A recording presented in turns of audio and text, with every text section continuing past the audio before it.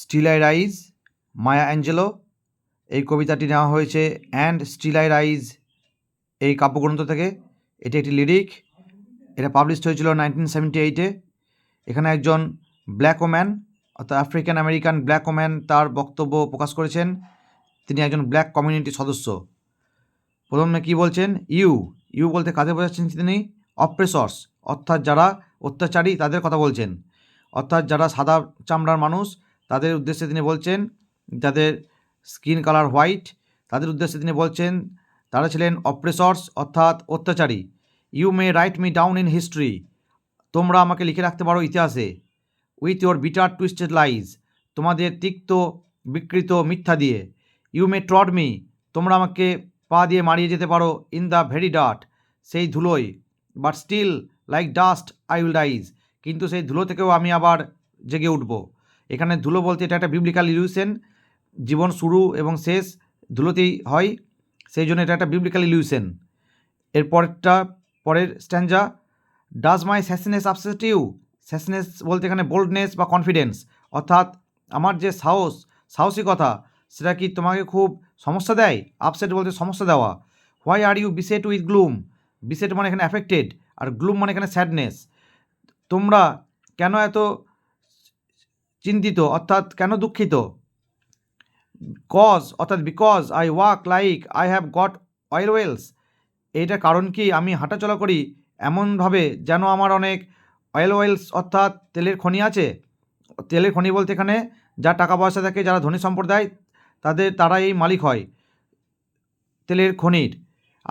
এবং আরও বলছেন pumping in my living room, এবং আমি কি আমার বাস করার ঘরে তেল জোগাড় করে রাখছি। এই কারণে কি তোমরা দুঃখিত?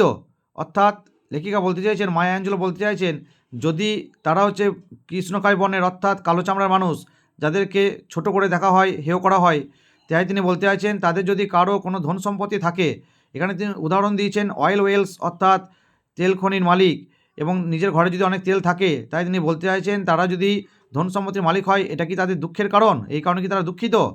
এর পরের stanza, just like moons and like suns, চাঁদের মতন এবং সূর্যের মতন। চাঁদ তো একটাই হয়, এখানে মুনস বলতে স্যাটেলাইট, অন্যান্য উপগ্রহের কথা বলা হচ্ছে।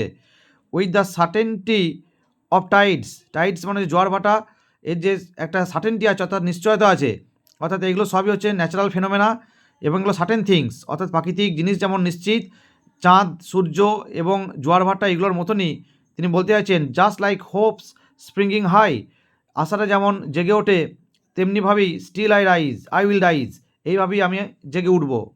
এরপরে stanza, did you want to see me broken, তোমরা কি আমাকে দেখতে চাও ভাঙাচোরা অবস্থায়?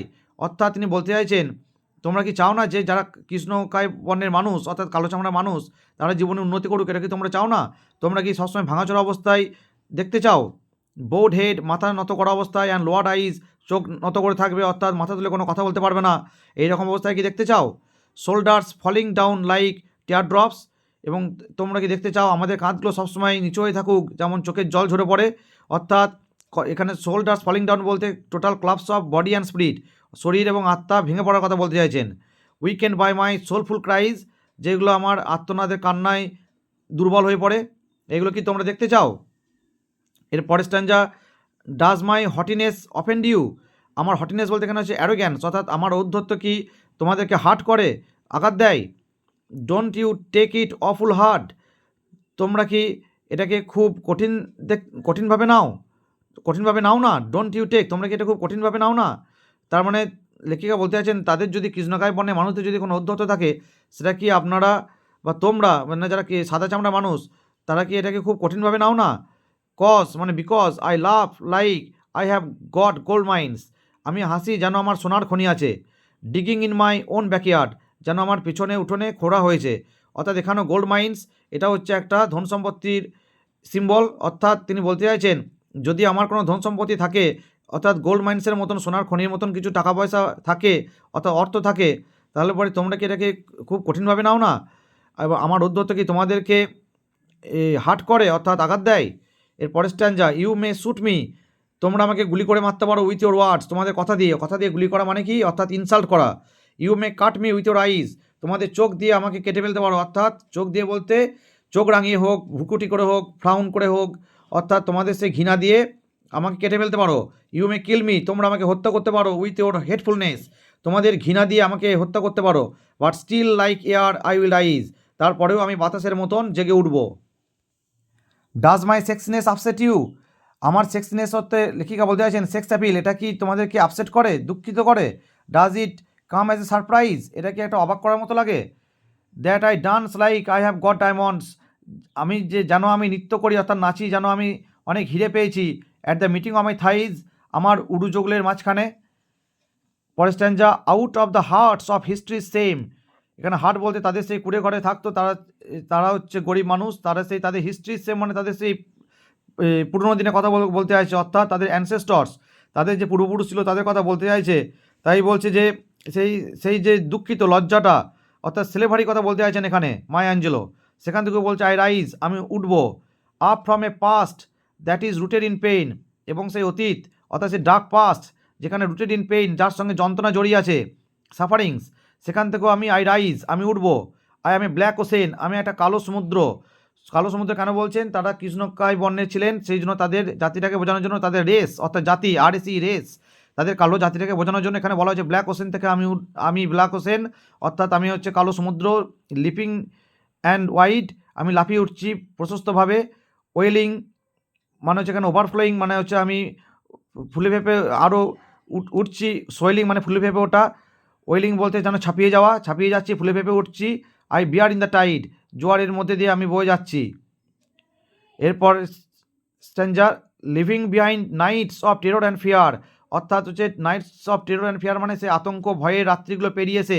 তার মানে যে তাদের যে মায়াঞ্জলো বলতে চাইছেন, তাদের যে পূর্বপুরুষরা ভয়ের মধ্যে আতঙ্কের মধ্যে দিন কাটাতো, সেগুলোকে ফেলে এসে তারা নতুনভাবে দিন শুরু করতে চায়, জীবন শুরু করতে চায়। কীরকম? ইনটু, সেখান থেকে বলছে আই রাইজ, সেখান থেকে আমি উঠে আসবো। তার মানে সেই ভয়ের আতঙ্কের রাত্রিগুলোকে পিছনে ফেলে আমি উঠে আসবো। ইনটু এ ডেব্রেক, একটি নতুন ভোরে। ডেব্রেক মানে ডন, দ্যাটস ওন্ডারাসলি ক্লিয়ার, যেটা খুবই হবে পরিষ্কার। ওন্ডারাসলি ক্লিয়ার, ওন্ডারাসলি মানে হচ্ছে ওন্ডারফুলি ক্লিয়ার, খুবই স্পষ্ট হবে। এবং আই রাইজ, আমি উঠবো। Bringing the gifts that my ancestors gave, এবং আমার পূর্বপুরুষরা যে সমস্ত গিফটগুলো দিয়েছে, উপহার, গিফটগুলো কি? স্ট্রেংথ, শক্তি, কারেজ, সাহস, সেগুলোকে নিয়ে, ডিটারমিনেশন হচ্ছে দৃঢ় প্রতিজ্ঞা, সেইগুলোকে নিয়ে। আই অ্যাম দ্য ড্রিম, আমি হচ্ছে সেই স্বপ্ন। And the hope of slave, এবং কৃতদাসদের সেই আশা। তাহলে আমি হচ্ছে সেই কৃতদাসদের স্বপ্ন এবং আশা। সেইভাবেই আমি I rise, I rise, I rise, তিনবার তিনি জোর দিয়ে বলেছেন যে আমি আবার জেগে উঠব। অর্থাৎ দীর্ঘদিন ধরে যে কৃষ্ণ বর্ণের মানুষেরা যেভাবে অত্যাচারিত হয়েছে, অপমানিত হয়েছে, সেই দিনগুলোকে ভুলে গিয়ে তারা নতুন করে একটা জীবন শুরু করতে চায়, যেখানে কোনো ভয় আতঙ্ক থাকবে না। এটাই ছিল মূল বিষয়বস্তু। Still I rise, Maya Angelo.